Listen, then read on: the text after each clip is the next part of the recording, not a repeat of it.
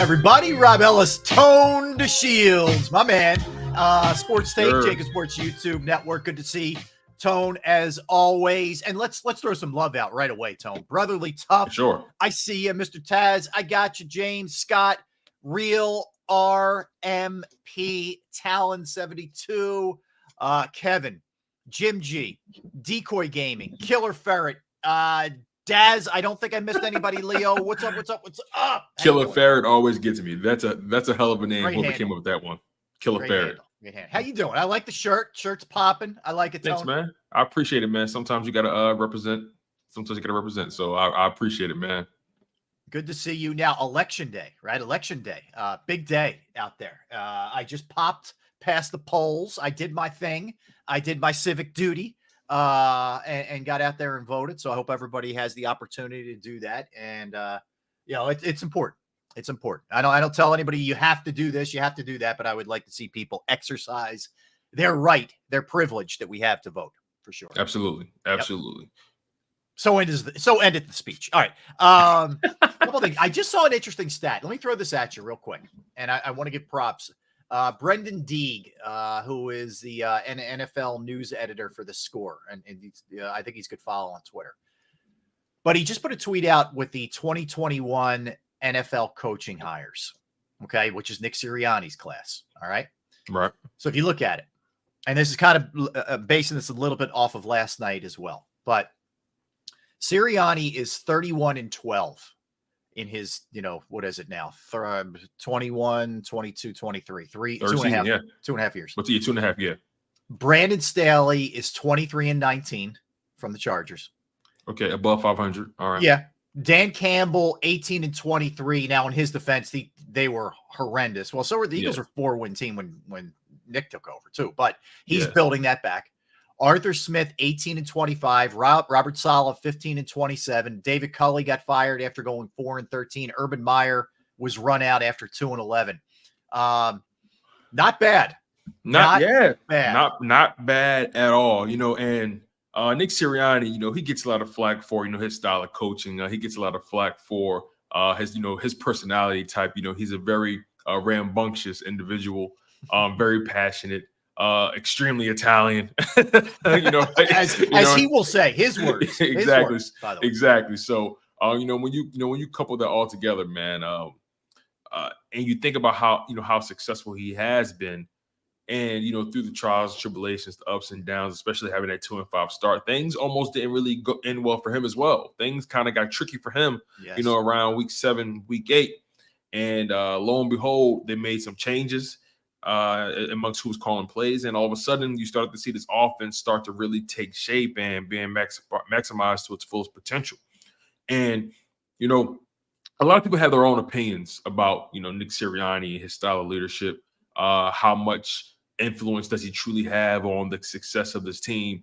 And my response is always this: regardless if you don't consider him to be the boy wonder of a Sean McVay or a Mike McDaniel or one of those guys, regardless if you don't see him in that light, because those are special individuals, right? There are always these guys who are just, they're schemers and, the Kyle Shanahans. And there are always those, those boy wonders in the league, right? Mm-hmm. Regardless of how you slice it, Nick Sirianni has had a major impact on this team because at the end of the day, under his tutelage, under his leadership, they're winning. And we've seen what it looks like in other organizations, regardless of how smart the coach is, they're still not winning, right? I would never doubt Brandon Staley's football intellect. I would never doubt Josh McDaniels' football intellect. Yeah. I would never doubt who else. Who else can we name here? In terms of the sort of boy wonder types. Well. Just the point I'm trying to get to is, right, there are these guys who are considered to be super smart at what they do. Yeah, but they fail the most important part of managing a football team, and that's people. And that's the people part. Yep. And I think that you're great point. You can be a wizard at X's and O's, and that's fine. You better connect. It's like any kind of manager in any kind of business. Like, you can be super tech savvy. You can really know the business inside and out. But if you don't connect with your employees, you're not going to get the best out of your employees. Exactly. And I think when it comes to Nick, I knew it early because of all the heat he was taking from the outside. Like, people wanted to kill him for the original Zoom that he was doing. And you remember back then, this is like pandemic time. Yeah, well, the pandemic, well, still kind of in it. Game. No one, well, was that the year where they weren't even playing with, no, they were playing with fans that year. That was the year before. But think about this. So you're getting like questions just fired at you, and you're just sitting there looking at a computer, and you're like, trying to express yourself for who you are. It's a hard thing because people didn't really know the name too. He wasn't one of these highly touted guys. He kind of came out of nowhere. And then, of course, it starts off at 2-5, the record. It's a bad, and then he gives you the plant analogy, and everybody loses their mind. I knew it when the players, including the older guys, were like, we got this guy. We know what he knows what he's doing. We feel connected to him. The older players very easily could have looked at him side-eyed. That's another thing, right? Kelsey and all those guys could have just said, exactly. He inherited the organization. See here, his greatest blessing could have easily been his greatest curse. Yeah. He inherited an organization that had not only just respected veterans, but respected veterans that actually know what it looks like to win big. Yep. He inherited Super Bowl champions. So you can't pull the wool over the eyes of Fletcher Cox, Brandon Graham, Jason Kelsey, Lane Johnson, even Jake Elliott, the kicker, right?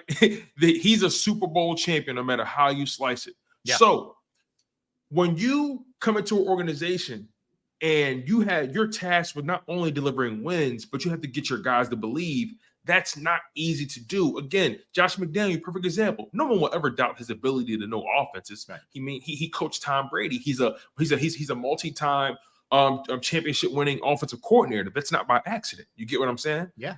But the reality is, every time he's had an opportunity to coach, whether it be in Denver, whether it be in Oakland, he fails miserably at the most important part, and that's getting his team to believe in what he's telling them. Yep. And that's not an accident. That's not coincidence. That's not happenstance. Again, have your own opinions about Nick Sirianni's personality. Okay, maybe you don't like the rambunctious types, right? Maybe you'll, and look, I always talk about Nick Sirianni talking a little bit too much in his press conferences. Yeah.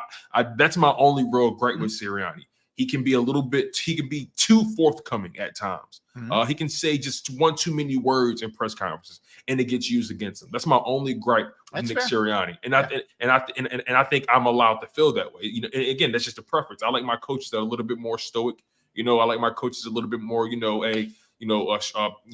straight to the point. But regardless, he's winning. He's provided success to this team. And let's not pretend he didn't inherit a 4-11-1 team. 4-11-1. 4-11-1 with a major quarterback issue at that point because Wentz was still here. Right. And obviously they had no idea if Hurts was the guy, had no idea. Right. And he and the staff, and then I know it was Steichen back then and whatever, but it was Brian Johnson who was the quarterback's coach. They helped grow Jalen, helped get him to the point of where he is today. He had the confidence in himself and the security in his own skin to step away and say, you know what? I want to manage the whole team. I want to make sure that I'm not cheating the defense, the special teams, stuff that's going on day to day by being so immersed in the play calling. Let me turn that over to Shane Steichen at that time. And he kept it going here with the Brian Johnson hire because he trusts Brian Johnson. That allows him to manage all facets of this thing. And I just think because he isn't calling plays, he doesn't have the chart and the whole thing like some of these other guys do, that he doesn't really get the just due. All the guy does is win. He's got an over 700 win percentage. That's insane. Right. Do you know how hard it is for some guys? And let's just talk about it from the male perspective, right? As men, we're egotistical by nature. We're prideful by nature. We want to be the ruler of our own domain. We understand how that goes. But for Nick Sirianni to have, and regardless of how you feel about who made the decision, be if it was Howie, if it was whoever made the decision for Nick to step away from play calling, whoever you believe the decision was left up to, it doesn't matter. Regardless, he had to be on board and he had to accept it. His ego could have prevented this team from reaching its true potential. Yep. Right? His rigidness, his inability to adjust and be flexible could have gotten in the way of this team's overall success. Because at the end of the day, you are who you are and you feel how you feel. And you can't just eliminate emotion. You can't eliminate your own logic from the way business gets handled. And this doesn't matter in what profession you're in. Yeah. So he had to look in the mirror and say, you know what is best for this team? what is best for this organization, regardless of what's best for me, because a lot of people get it mixed up. These players aren't here for these coaches. The coaches are here for the players. The players, listen, Jalen Hurts is going to be here whether Nick Sirianni gets fired today or tomorrow. No question. So at the end of the day, Nick Sirianni has a responsibility to that quarterback and to that team to make sure he gets the most out of them. It's not up to these players to get the most out of these coaches. It's not how the league works. Yeah, I just thought, I don't. We sit here at the midway mark. They're 8-1. He got them to a Super Bowl last year. They got really close. Obviously, we all wish it would have turned out a little bit differently. But what he's done thus far has been incredible. And that I want to lead into something that you and I were kicking around that you posed in our pre-show meeting. So last year they started off 8-1. Remember, they had the loss to Washington, which gave them their first loss of the season. Yeah, but nonetheless, yep. Yeah, but they ironically enough, Goddard got hurt in that game also, which just sucks. But anyway, so they're 8-1 last year. They're 8-1 this year. And we know what happened last year. We have the benefit of knowing, how that played out last season. We don't know what's in store here the rest of the way here for the Eagles with 8 regular season games left and then the postseason, et cetera. So I'll pose the question to you, Tone, and I want everybody in the chat to jump in on this, please. And everybody listening, you fire away. Do you have more confidence in the 23 team, the present team, at 8-1 than you had in last year's? Everybody be honest now. Honest question there. Where would you fall on that, Tone? It's interesting because I've had concerns respectively about both 2022 and 2023 teams, and they were all very different concerns. But if I'm being completely honest with myself, see, I'm a strong believer in someone being battle tested. I'm a strong believer in if you've never been there and you don't know what it's like to fail, how can you know how can you eventually learn what it's like to succeed, right? Right. So I believe just from the mental standpoint, this 2023 team is significantly more prepared than that 2022 team, because that 2022 team, that was kind of like they almost didn't know how good they were until they knew. You know what I mean? This 2023 team, they know how good they are. They know what they're capable of because they've seen it. They're 8-1 still. Yeah. And I just believe, based off everything that they've experienced in a previous season, being considered, one of the better teams in the NFL and having the best record in the NFC, making it to the Super Bowl, losing the way you did. I feel like this team going through all that, experiencing all that, and still failing in the end makes them appreciate this journey that much more. And it also makes them understand that it's all about the details. And more than anything, we can't beat ourselves in situations. I just think this team is more emotionally prepared, more mentally prepared. And also, I believe this year, they've experienced so many ebbs and flows through these first 9 games. I believe they've experienced more ebbs and flows through the first 9 games this year than they did last year. And I think it's continuing to harden that exterior, continuing to harden that shell and that psyche for them to be able to withstand the rigors of a playoff run. So I think this 2023 team is mentally more prepared than that 2022 team. Okay, it's an interesting answer. I'll look at it. Let me give you a couple things. I'll give you sort of both sides of the ledger, and I'll tell you where I fall on this. Okay. I think at the end of this team's going to be more battle tested coming through this gauntlet that they're about to run through than last year's. Okay. Now, that team still went to a Super Bowl anyway, regardless, but they're going to be they're going to be through some stuff by the time this is done. I think that's only going to help them. I know the record may not be as good. They may be a 4-loss team. Okay, I told you from the jump, I don't care about that. They're still going to be damn good. But anyway, I think playing these teams is going to help them in a big way, for sure. Now, if you're asking me from a talent standpoint, I think last year's defense probably on the whole had more talent. Yeah, no comparison. I think this year's defensive line is better. Your interior is better. Like, they're better, man, with Davis and Carter. They are. They're just better. And Fletcher's playing at a high level and Milton Williams and all that. But if I'm being honest about the linebacking situation,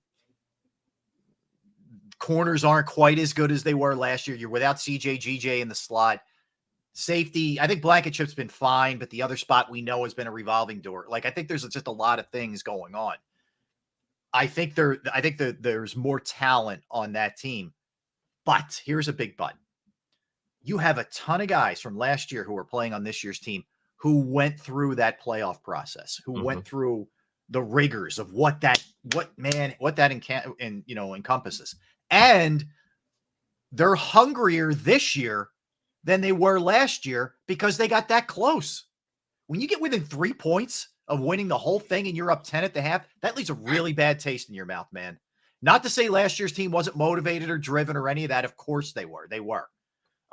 But this team's got more of the eye of the tiger in them than I think last year's did. So I think they can compensate for some of the lack of talent with that drive that they have this year. And I think drive goes a long way. I'll take someone who's motivated and works their guts out over someone who's maybe more talented or smarter any day of the week. So anyway, long way of answering that. I have more confidence in this team than I did last year. I know that sounds crazy, but that's where I'm at. Yeah, because last year, they were, especially through the first 8 games, or the first 9 weeks, so to speak. And look, Kevin Savard, right? I want you to understand, right? I want you to Defense understand is a concern, no doubt. We're not trying to devoid. We're not trying to, have these opinions devoid of any realization that, for example, this year defense is definitely a concern. Yeah. Right. Yeah. I like it. Look, a lot of people are voicing their for sure. Cool. For sure. And it's all about. Yeah. And this was all about, right? We appreciate it. Right. And again, it's all about what perspective you decide to take. Yep. Are you taking the mental perspective like I am, or are you taking the tangible perspective that you can measure, that you can visually quantify, like lackluster pass defense, right? Or like underwhelming offensive line play at times. That's stuff that you can measure. That's stuff you can see. For some, like, this is just who I am, right? I'm real big on intangibles. I'm real big on things you can't measure, things you can't touch, things you can't see, things that you can't quantify within a man. You can't measure a man's will. You dig what I'm saying? And and as much as we look at this sport as just guys putting on helmets and a win, loser, this amount of points, this amount of stats, I always try to go beyond the numbers on their back. I always try to go beyond the stat sheet. I like to look at it from the mental perspective, the emotional, intelligent perspective of it all. And I'm a firm believer that failure builds character. Yeah, I'm a firm believer that being uncomfortable leads you to a place of being comfortable. I believe that friction and pressure makes diamonds and makes endless possibilities. So again, it's all about the perspective you want to take. Is this defense not as exciting or not as productive as last year's defense? Absolutely. It's no question, right? This defense this year is nowhere near as productive, especially from the pass defense. But remember this, guys, when you give something, you got to take something. Last year, no matter how much we want to love up on the defense, they couldn't stop the run to save their lives. Right. They couldn't stop the run. Let's keep it a buck now. If we're going to tell one part of the story, tell the other half. Well, yeah, look at the Super Bowl, man. They couldn't stop the run. That's why they couldn't stop the run, and it wasn't the only thing that went wrong. But they still give up the pass, right? And we're looking at it like, remember the Bradbury hold, or remember those 2 plays that got beat on that were the same? Yeah, that's all real. But the biggest thing is they couldn't get off the field, man. And when Pacheco ran all over them, or Mahomes kept it and took off, whatever, they couldn't get a stop. They couldn't, and that was a huge piece of this thing. They're the best team in football, Tone, by a wide margin against the run this year. So when we're talking about the pass, and I get it, I'm not blind. The pass defense is a major concern. If you're asking me if there's one thing that's ultimately going to bite them, it's the pass defense. It's not the Eagles' running game that's kind of fallen off a little bit. I think they can get that back. They'll be okay there. Right. It's the pass defense. So I'm keeping it real with you. But yeah, let's remember what last year was. They did not defend the run well. Exactly. And this kind of leads me to my next thing that we kind of already broached it. If the Eagles don't make it back to the Super Bowl and win it, what would be the number one reason why? Right. And I'll start with you, Rob. If they don't make it back, to you, what would be the number one reason why the Philadelphia Eagles don't make it back and win the Super Bowl this year? The easy answer is injuries. That applies to every team. So I'm not going to use it. But I would say, obviously, if Hurts goes down or that knee flares up, whatever. Take that out of it. I would say I'll go back to the pass defense. To me, what worries me is, and now they're usually pretty good, even though they give up a lot in the air, they don't get scored on a ton. But if that starts to change a little bit and we don't see I think Bradbury and Slay need this break bad, right? And if they don't look better, Tone, than they've looked lately, and I'll give Slay a bit of a pass because I think that knee's been bothering him and he sucked it up and played. But if they collectively, the two of them, don't look better and there isn't some kind of solution found in the slot, that's what it's going to be for me. It's going to be pass defense all day. And let me add this in, right? From a scoring perspective, the Philadelphia Eagles. See, here's the thing. Here's where stats can really mislead you, right? This season, in terms of scoring defense, the Philadelphia Eagles are ranked 20th in the NFL in scoring defense, giving up 21.7 points per game. Hold that number in your head. They're ranked 20th, giving up 21.7 points per game. Right. In 2023. In 2022, they were ranked 7th in the NFL in points given up per game with 19.8. So essentially, that's a less than a 2-point difference. Or let's just average it out, a 2-point difference, right? And 19.8, you can average it up to 20. 21.7, you can average up to 22. So there's a 2-point difference in the amount of points given up. But you see where they were ranked last year versus this year, 8th versus 20th. You see how far that is, but in reality, the actual point itself, the points itself is only a 2-point disparity. So when you really look at stats and you say, oh, the Eagles are ranked 20th in scoring defense, okay, let's really look at the number and then compare it to, okay, then who's ranked higher than them? Because being ranked 20th in scoring defense with 21 with 21.7 points per game, you go all the way up to the team that's ranked 7th or 6th, which is Dallas and New Orleans, 18.5. It's only a 2.3-point difference. So we have to be mindful when we make these assertions about how good or bad a defense is. Sometimes you got to just look at the score itself and not the actual ranking, because the ranking can mislead you, right? Another example, their ability to defend the pass. Now, obviously, they're one of the worst passing defenses right now in the NFL. Pass defense right now in terms of opponent passing yards per game. The Eagles are ranked 29th, giving up 257 a game, right? In 2022, they were ranked number 1, giving up 171. So you see, that's a drastic difference there. That's a real number you can grab onto. 171 versus 250 given up. That's a 80-yard difference. Yeah. So that's something you can actually sink your teeth into and say, okay, pass defense has significantly fallen off this year. But in terms of the points they've given up, they're pretty much on par for the most part. I know. So, it's sometimes just the way it looks. It's the perception versus the reality of how much they are scoring. Exactly. And we knew this. Here's the thing, another thing as well, right? We love to shift our expectations once things get, once we get into wartime, right? Yeah. When we're in the off season and, we're talking about what they expect and what the personnel is going to be and the players are going to bring to the season, we all knew this defense is not going to be the same.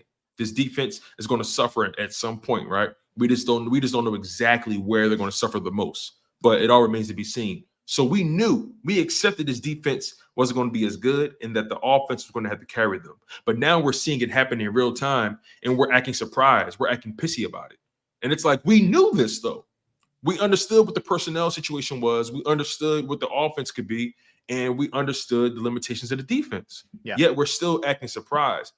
There are plenty of teams who are not all around the board checking every single box. I got you, man. You know what I'm saying? I got you. Yeah. It's just a matter of shifting your perspective and understanding that, okay, this team is 8-1.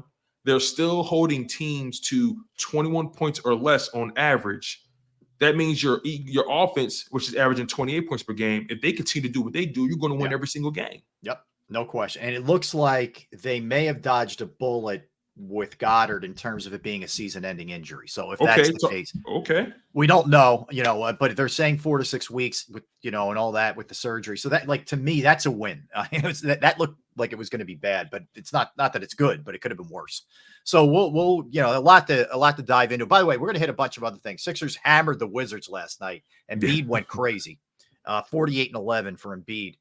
went off, by the way, in the third quarter. So Embiid last night in the third had 29. So the Sixers win. They've won 5 straight, only 1 loss in the season. Big one against the Celtics coming up tomorrow night, which we'll get into. MLB free agency kicks off.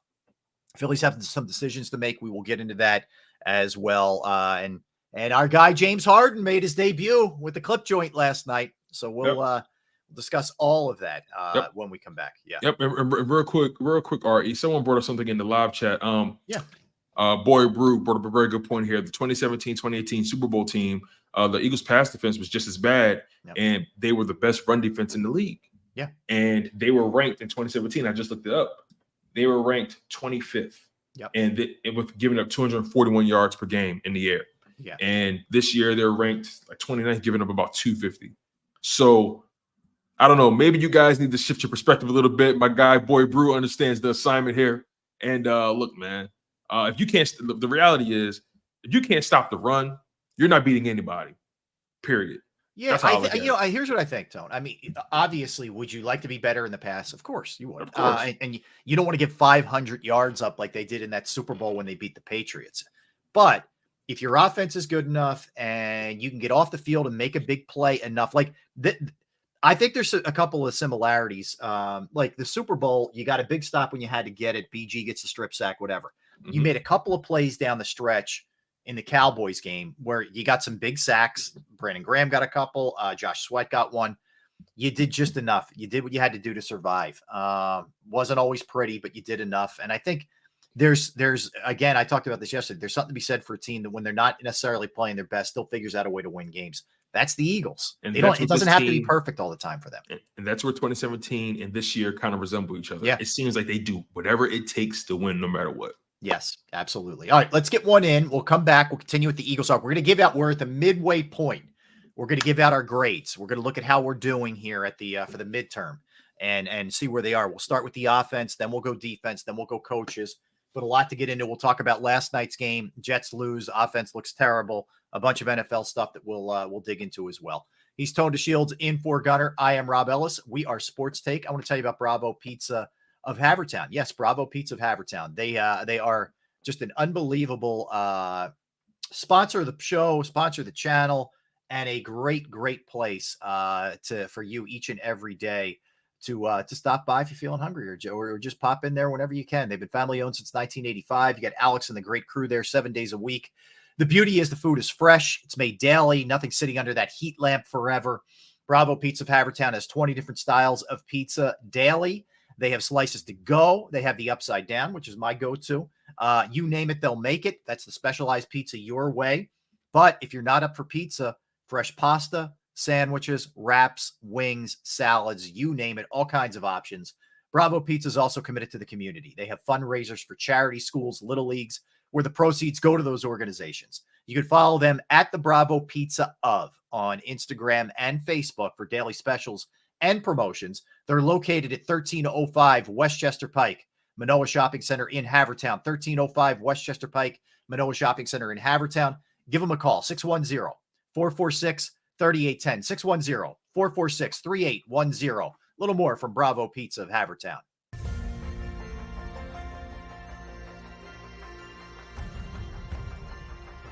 I remember getting my heart broken when they lost the Super Bowl in 2004. We're big Eagles fans. We moved to South Philly because of the Eagles. When they won, we went straight to Broad Street, and everybody was going nuts over there, and it was just a memory that you'll never forget.